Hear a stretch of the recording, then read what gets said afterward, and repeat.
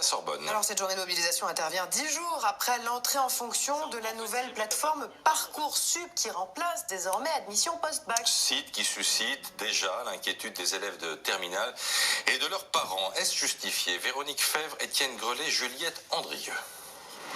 Bonjour madame. Ça va? Ça va. Allez, assieds-toi. Jules, en terminale ES, doit faire un point avec sa conseillère d'orientation.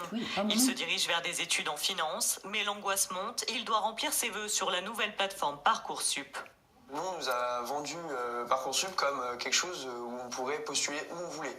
Par exemple, si on voulait qu'on n'est pas dans le 75, donc sur Paris, et qu'on voulait aller par exemple dans les grandes universités parisiennes comme Assas, Sorbonne, je me suis dit top, quand on va pouvoir y aller. En fait, je me suis rendu compte qu'il y avait des quotas.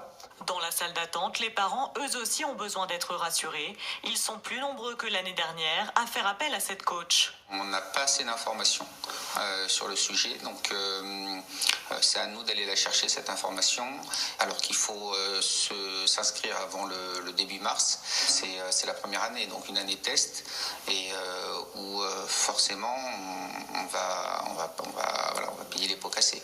Mais pour cette coach, Parcoursup présente des avantages comme des inconvénients. Ne plus avoir de hiérarchisation, ça c'est un gros point positif. C'est plus un algorithme qui choisit. Les points négatifs, c'est que c'est une grosse charge de boulot aussi pour les jeunes.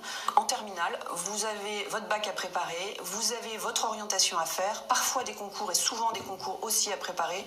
C'est vraiment une année super lourde pour les terminales. Dernier délai pour formuler ses vœux, le 13 mars, réponse à partir du 22 mai. Lui, il a eu son bac au